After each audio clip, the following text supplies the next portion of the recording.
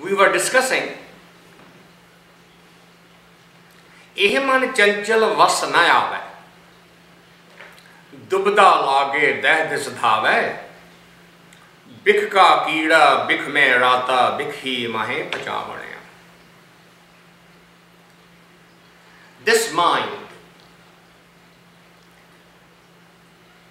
is a very restless and naughty child.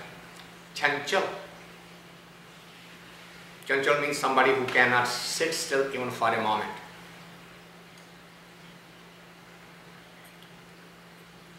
And the nature of the mind is, it travels like a pendulum on a clock. If you ask the pendulum to stop in the center, it won't. It only stops either at that end or on this end, and then it returns, catches the momentum and misses the 0 point and goes to the other. The whole purpose of meditation is to hold the mind at a 0 point. Once it comes, slow it down and then stop at the 0. That's what the meditation does. But if you don't, ordinarily, ehe mane chanchal vasana aave. This mind is a naughty and very active child. It cannot be controlled very easily. What is this problem? Why can it be controlled? And the answer is dubda lage dehde sadhave. Because the mind, dubda means duality. Two sides of the same coin. Because it only knows how to exist in duality. If you say that the mind can stay alive and still maintain that duality, these are contradictory terms. It is an oxymoron. If you are living in duality, mind cannot stop. And the whole objective of the meditation is for you to experience that single moment when the mind is not moving, when there is no thought. Not a single thought. Even if for a fraction of a moment you experience that, suddenly you fall in love with that situation. It is so peaceful a state of mind when the thoughts are not moving back and forth, back and forth. Because we don't ever experience this, what happens? It says, bik ka keeda bik mein rata. Bik literally means poison. It says, that little germ that has learned to live in the poison,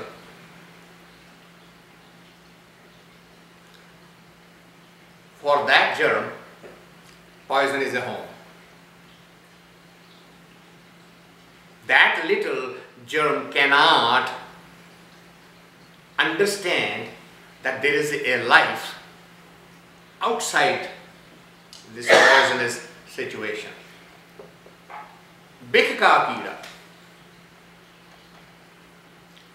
That little germ living in the poison, bik mein rata. It becomes part of the poison. Poison becomes part of its own existence.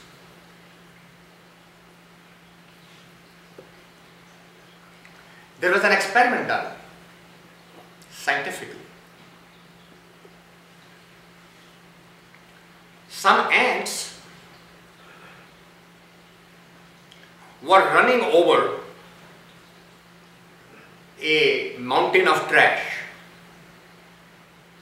and they were looking for their food from within the trash, and whatever little seeds they were collecting, they were taking it back. Now, the question was, if we want to change the behavior of ants by putting them on a mountain of sugar, would they leave that mountain and come to the mountain of sugar or not? No matter what the scientists try, the ants won't leave that hill. Then, as an experiment, they sprayed the grains of sugar with the odor of the other mountain, and all of the ants went to the sugar.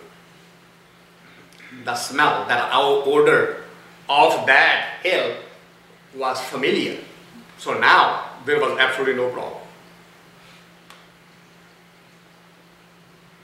And every medical professional knows that if the pill is too bitter, you sugarcoat it, because the sugar will dissolve much earlier, and by the time it goes down, you won't taste it. It's a very common behavior. As a matter of fact, most of the meditative devices do exactly that. They sugarcoat for the mind to say, okay, since you want to do something, I'm going to give you something. You sit here and listen to me what I'm saying. It's a device.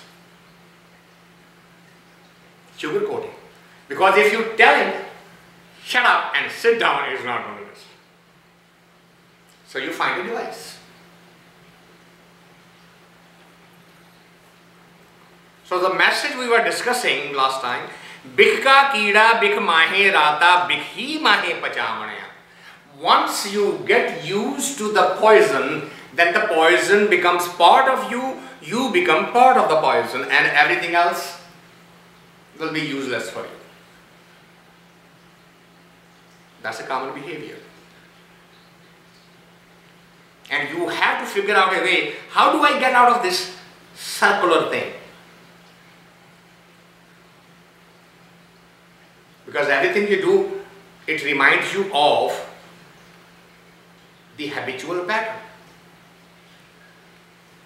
Psychologists call it a compulsive behavior. Isn't it?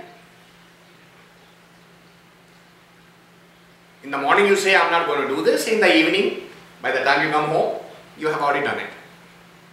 And then you want to figure out, how did this happen?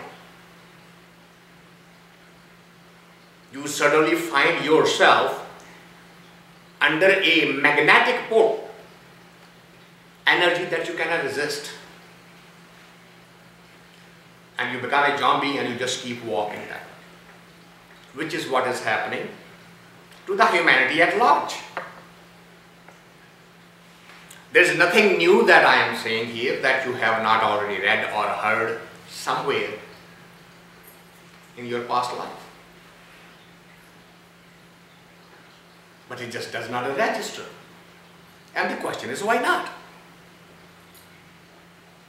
Here is the secret key to that.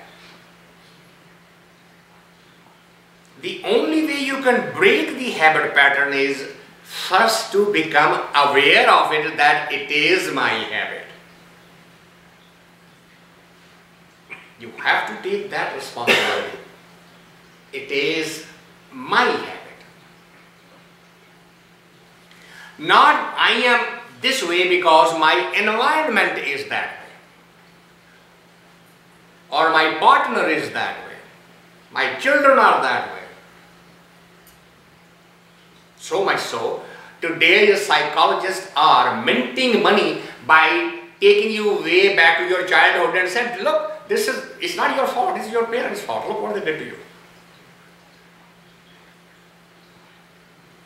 A very, very common thing, started by the courtesy of Dr. Freud. Everything is dependent on the childhood. Take them back. And what happened in childhood? Child had a uncontrolled libido. And the parents had no way to channel it.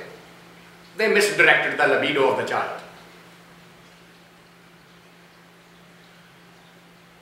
And to the Western European world, libido is a sin. It's unholy, it's dirty. So any undirected libido is bound to lead to sin. If you are of that mindset, that's the first step. You have to get out of it. How do you get out of it? By simply saying, if as a child I had this message, fine. I could give that explanation when I was a child. I am doing it because my parents are like that. But now you are a parent yourself. What is your excuse now? Whatever you don't like, change it. Whatever is hurting you, grow out of it. Why are you repeating that same pattern? You could hold your parents responsible 17, 18, 19, 20. Now you are 50 years old, you still hold your parents responsible. When will you grow up? When will you be an adult? When you say, I am taking this decision. That's why I have repeated gazillion times, no matter what I say here, no matter what you hear, unless it becomes yours, it will not help you.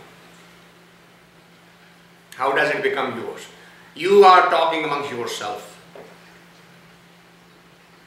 and you repeat something that you heard here and somebody says you, what do you mean by that? That's not how you used to be. And then you immediately say, oh no, I go to this group on every Friday and that's where I heard it. You haven't gained a thing. What's required is, I am growing. I am not stagnant 20, 30 years ago. I know better now. This is what I am telling you is the reality to me today. And if tomorrow I have to change that reality, I can change. I am a grown-up person now. Unless you reach that stage, these talks will be waste for you. Because the growth happens when you do it by yourself.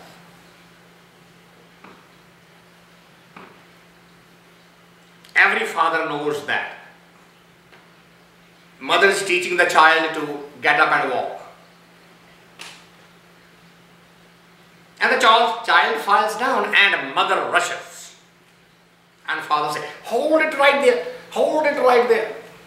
Why? Let him get up. Learning is when he does by himself. His joints, his knees or her muscles are not going to support her body if you keep on picking the child up and standing on the 2 feet and they say, okay, walk. And that's always a point of clash between a husband and a wife. Then it takes on a totally different turn. You are a stone-hearted. Don't you see the child is hurt? But what do you know? You are not a mother. You did not carry the child for 9 months in the stomach. And on and on and on. And the real thing is lost and the child doesn't learn, doesn't grow. Same is the case with the mental setup of every single human.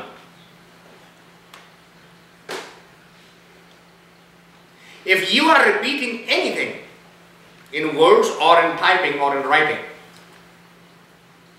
my name should not appear there at all, because you are writing that. If you are repeating what I said, you haven't grown up. It has not become part of you. You have to own it. You have to believe it. You have to be able to defend it.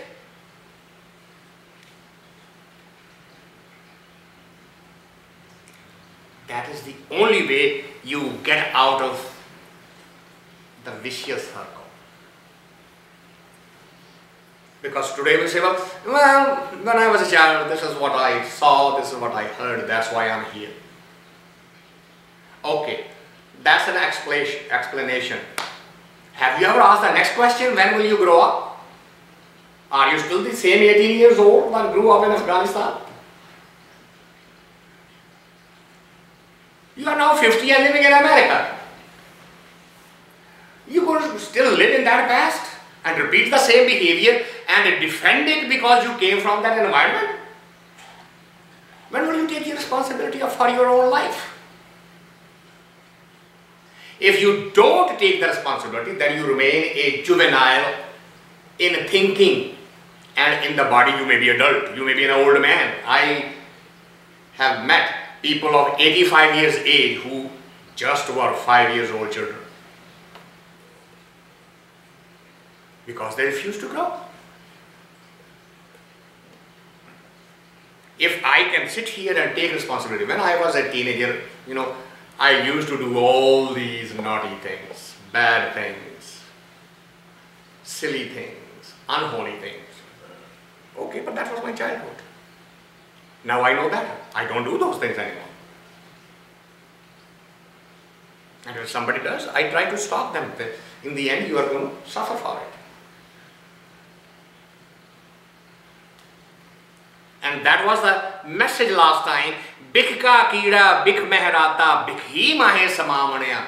If you get used to the poison and poison gets into you, you are not going to be able to benefit from anything that is metaphysical, that is spiritual, that is of a higher consciousness. Nothing's going to help. Because that will lead to continuum of this behavior, which is how karay thaa-ay janaa-ay. How karay. How means I, man. I am, I am, I am, I am.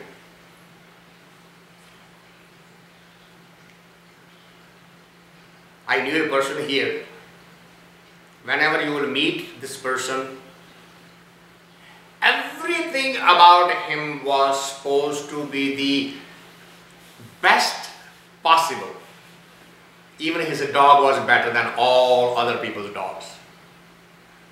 His wine cellars were better stocked than anybody. His education, his achievement, his family, his children, you name it. That's it. That's all he could do. They gave him a couple of glasses of wine and then you shut up and just listen to him talk all night.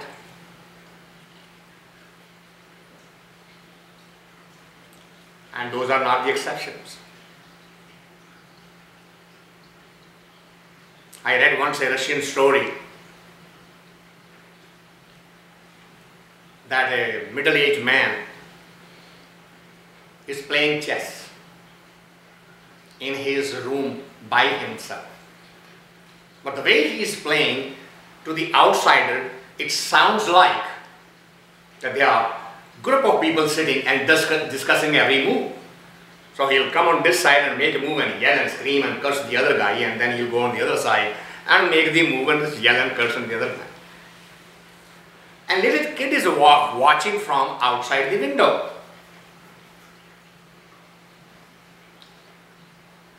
And eventually he knocked on the door, came inside and said, I don't understand. Who are you yelling at? And the story says that the man said to the little kid, I am being myself. Say, I don't understand. If you want to know the real person, there are three ways to find the real essence of a person. First one, if you can get hold of his personal letters, because writing a letter is being an emotional fool. The real self shows up.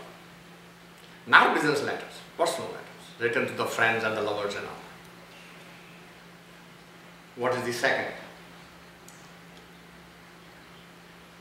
Give him lots of drink and then ask him to talk about himself. And you know the real person. What's the third? Observe him alone when he is sure that nobody is watching him. And watch what he does.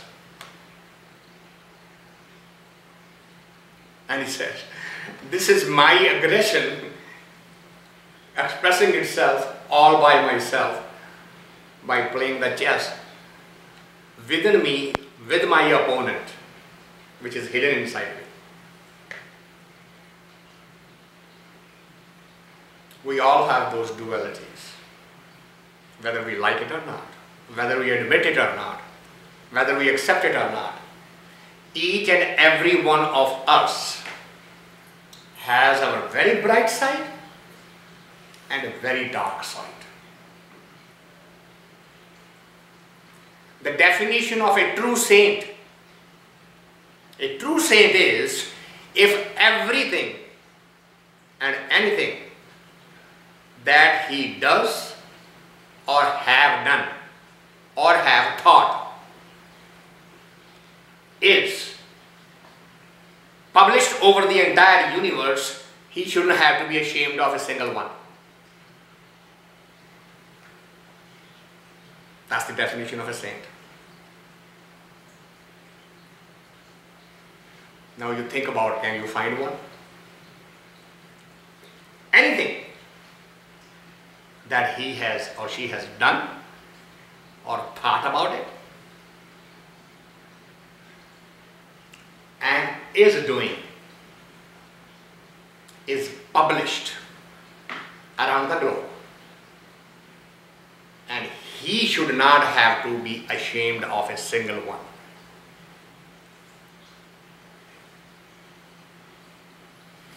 That's a saint.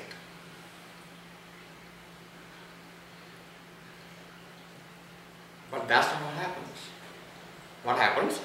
Thaa-ay karay te aap janaa-ay. The total definition, total how you know a person, the persona, is built by I. Aap janaa-ay. Thaa-ay karay. Which is what we do all the time. Only lately I have become sensitive to this. Otherwise, whenever we'll say, who are you, I used to jump to the answer. Now I'm very embarrassed. If somebody says, who are you, I say, I don't know. Honestly, I don't know. Who am I? Because if I am my perception of myself, you may not agree with that perception. You may not even like that perception. So I don't know who I am. But today's world run on one word, I am. Actually, a famous philosopher said, because I think, so I am.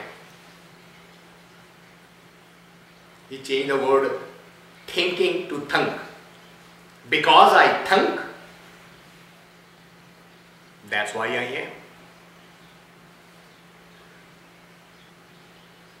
And the science will tell you that what you are thinking is completely an illusion created by your own thought.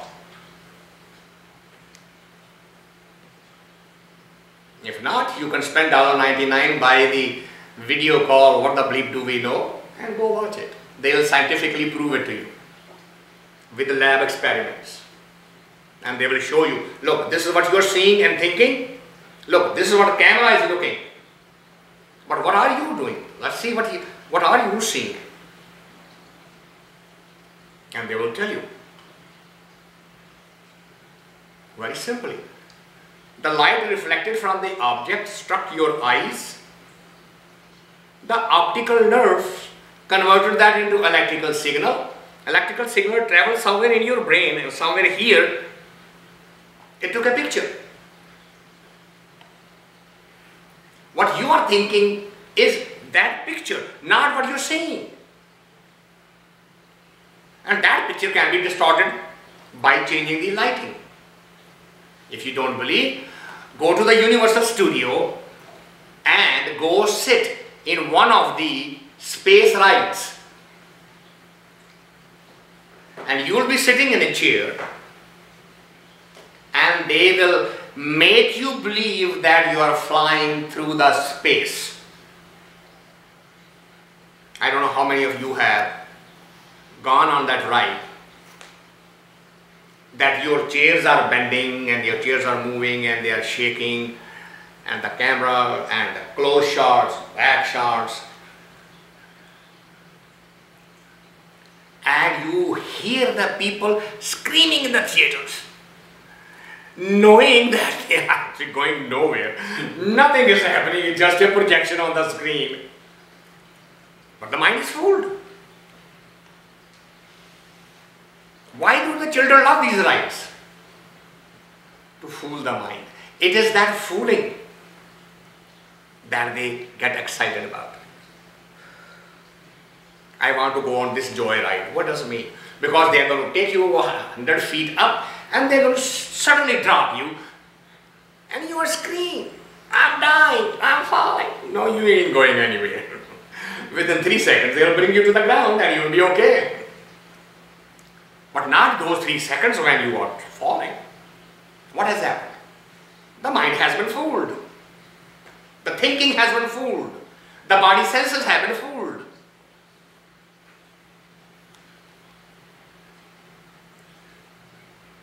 But we don't give it up.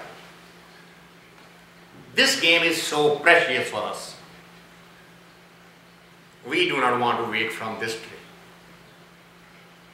And we keep on playing, extending the dream. Haa kare te aap janaa-ay, baho karam kare kichh thaa-ay, na paa-ay. Now you are trapped in that dream and what are you doing? Baho karam. You are going through the rituals, motions and telling the world, I really am trying to wake up.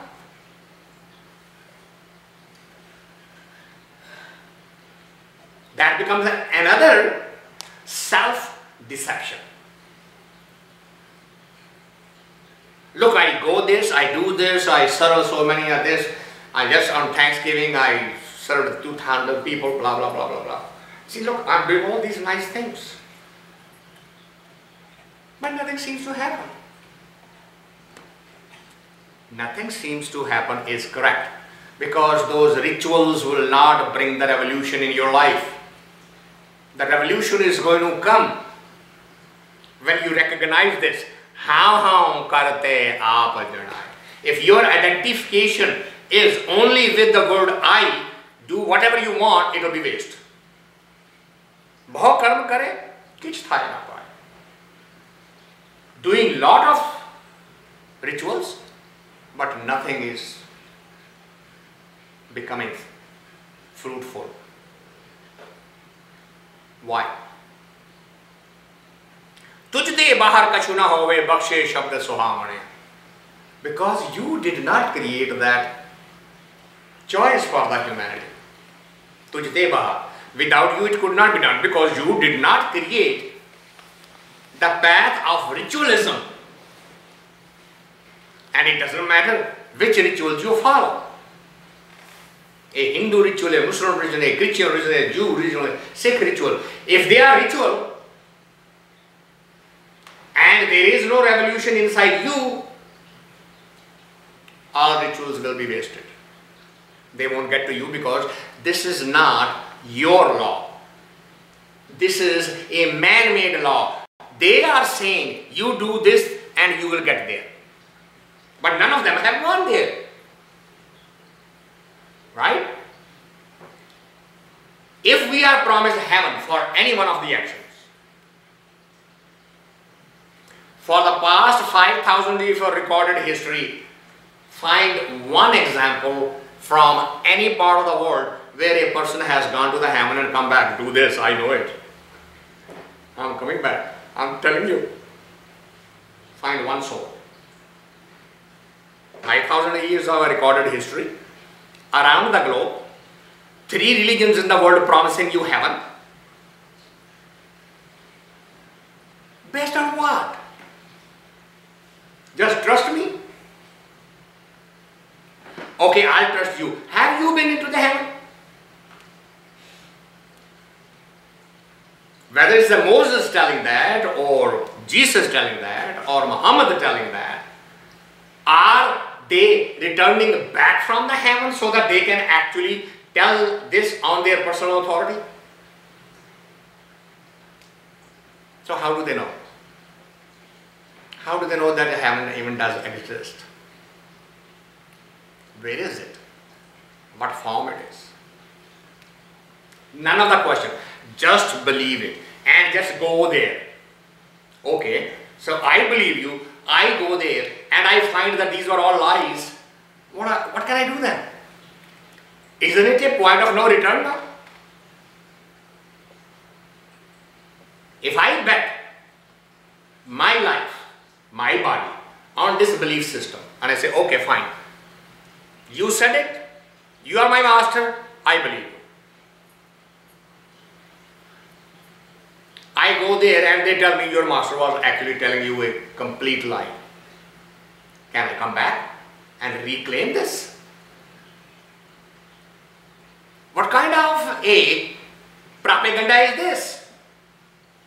Where I cannot hold you accountable, myself accountable, even I cannot even tell me why did I make that choice because the body is already gone.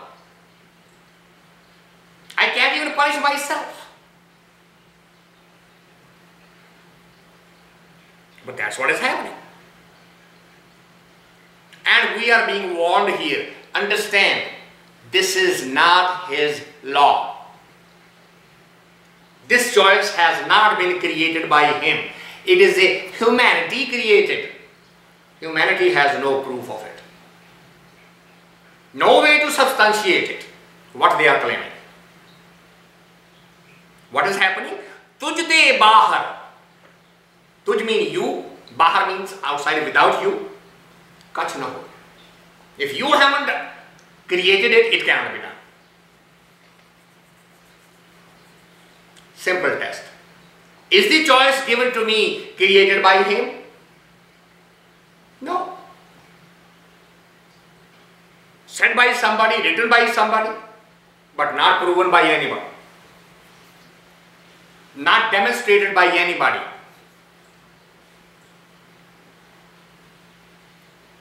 So what is the alternative to that? Tujh de baahar kichh na hovai, bakhsay shabd suhaavani-aa. You just follow his law. Follow his word. And his word says, this is your mind driving you nuts. Bring it to a standstill. Whatever technique you want to do. You want to stand on one leg for 72 hours and not sleep and not eat and not drink, and that will help you to stop your mind. Be my guest.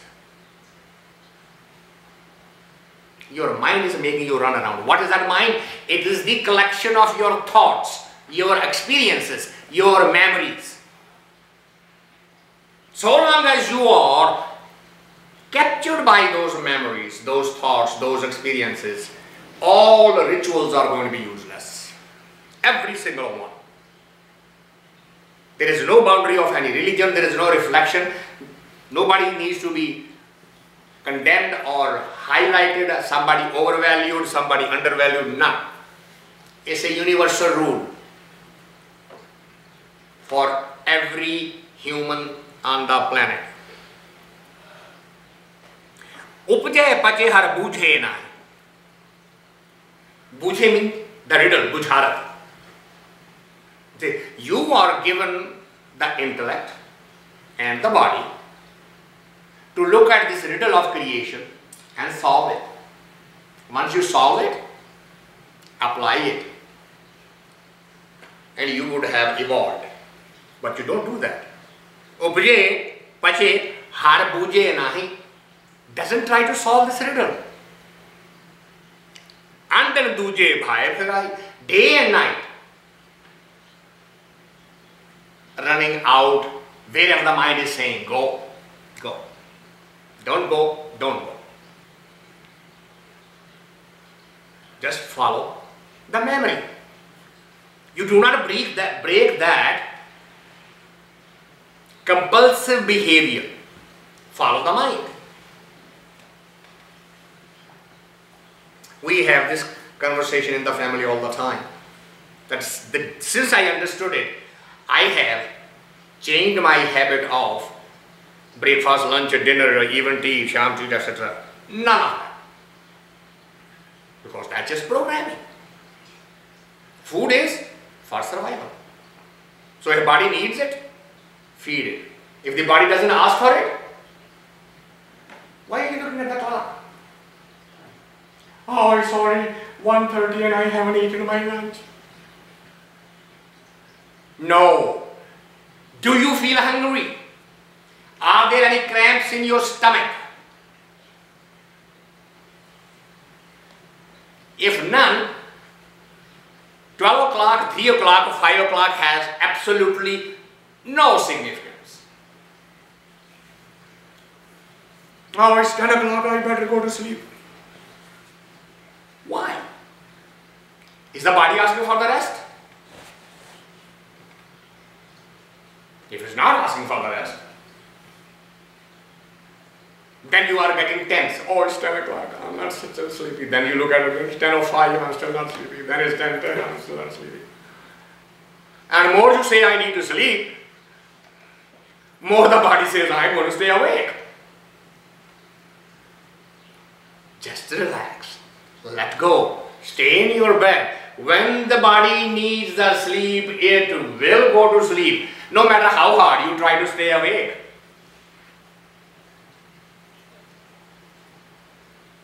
Try to wake up a child who is sleeping. The body needs rest. And you see it every day. Get up, get up, get up.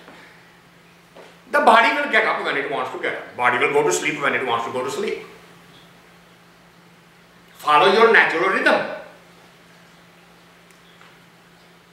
But now you're going to, I know every parent saying, would you stop this nonsense? We have to send the children to school. There is a time for them. There is a lunch for them. There is this break for them, that break for them. How can we not follow a routine? Yes. You train the mind and body when it is the time to train the mind and body. If you missed that point because you were too busy for whatever reasons, then it's your fault. Stop punishing your children.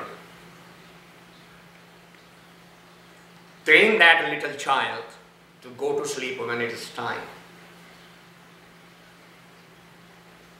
Every pediatrician will tell you that the first 72 hours after the birth of a child, mother should not go and pick the child up. Set the time then. This time is your feed time, this time your change time, this time your sleep time. And if the child wakes up and cries, let him cry. Now there are two mothers sitting here. I challenge them. Did they follow this rule? The moment the child cried, whether it was 2 o'clock in the morning, the mother ran. And if she cannot run, she will say, "Would you get up? The child is crying." And if she doesn't want to get up, she will say, "Bring the child and put him on my side here."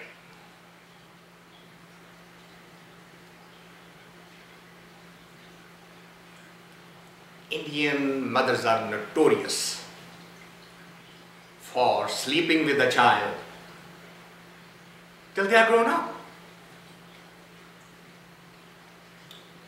And the pediatrician is telling you, you're taking your baby home from the hospital, putting the baby on the 4-hour cycle of the food and changing, cleaning, and then leave the child in the crib.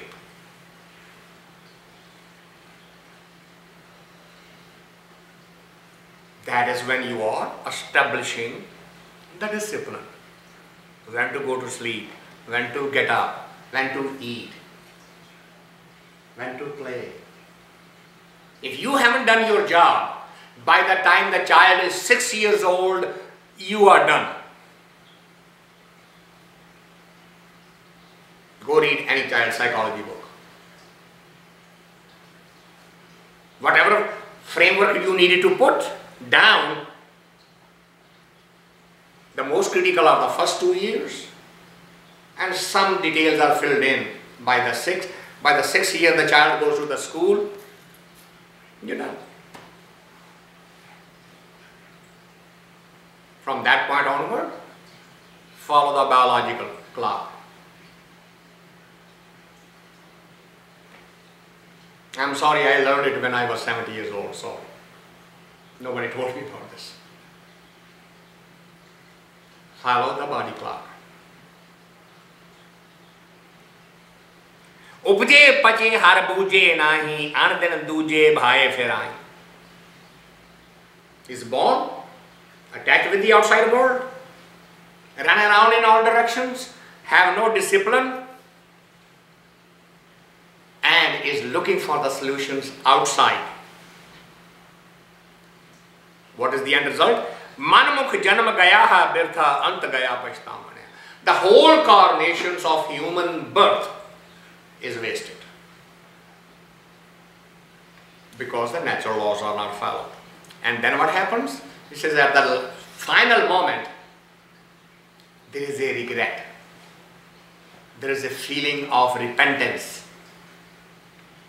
How did I miss this? Even though nothing is new. I heard it, I read it, I discussed it, I talked about it with my friends. But how did I miss it? Then all you can do is repent.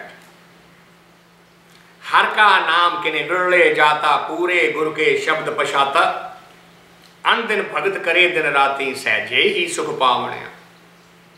So it says there are few rare souls, virle.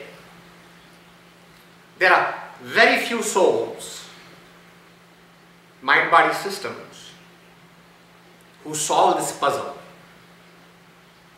and then start leading the life according to the solution, their own solution, not somebody else's. Those who have met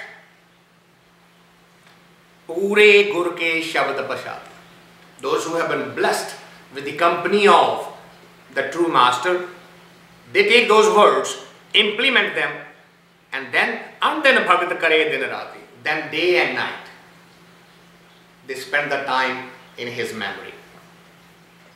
Not running around the world, not running away from it, but they have now developed the capability how to act in the world, how to remain connected with him. Today, they are connected with the world and acting with him. Now they have changed the equation. Now they are acting with the world and staying with him. Samya varta eko soi. Remember, it is not a question of a Hindu, Muslim, Sikh, Isai or whatever. It's not a question of Christians and Jews.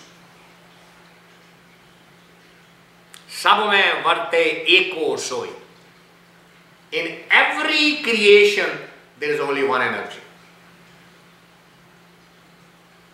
You can label differently, but for heaven's sake, don't fight over the labels. Because one label is as good or as bad as the other label. If God is not good, then Allah is also not good. Then Ram is also not good. Then Hovai is also not good. Then Rama is also not good, because they are all labels. Don't fight over the labels. This is a very big problem today in the world. There is only one God, and that God is Allah. End of discussion. Now the rest of the world is saying, what happened to my God? My God is Ram. Okay, we'll fight and find out whose God is the real God. How ignorant we can become. It's a very sad commentary on human evolution. We are Neanderthals, 5,000 years consciousness, living in the 21st century. Not an iota of a change. That was the same thing that happened, right? 300 idols sitting in the Makkah building, and Muhammad says, what are you doing? Nuts! There's only one. And then said, well, we need some symbol. And what he does? He draws a symbol on the wall and put a stone in the center. So now what are the Muslims doing? They bow to that symbol on the wall and kiss the stone. Threw the 300 statues out, made one instead, and called everybody idolaters. Same game, only the toy is different. Right? When you are a child, mother gave you a dragster, 49-cent car, and you all day played with it. You. If I give you 49-cent car now, would you play? Now you need a $50,000 car, right? So the car has changed, but the game is the same. When you are a kid, you are given a little doll, and you played with the doll all day long. So if I give you the doll now, would you play? No, now you want a living doll. It still is a doll. You still consider it as a doll. You treat it like a doll. You play with it like a doll. So what's the difference? Have you grown up? Have you seen the difference between the living and non-living? Human and animal? No. Spirituality demands a growth, a revolution. And that revolution comes from Sab mein varte eko soi. There is only one. You just take this message and let the universe accept it. I guarantee you there will never be a war on this planet again. The war is because your God is not mine. Your religion is not mine. Your rituals are not mine. Your language is not mine. Your labels are not mine. And mine is better than yours. And we're going to settle it down. See who has the more power. And what do we call it? We're going to settle it like a man. Step out. Look at how we glorify this. Either you're going to beat the hell out of me, or I'm going to beat the hell out of you, and whosoever is beaten will be the loser and accept the other's label.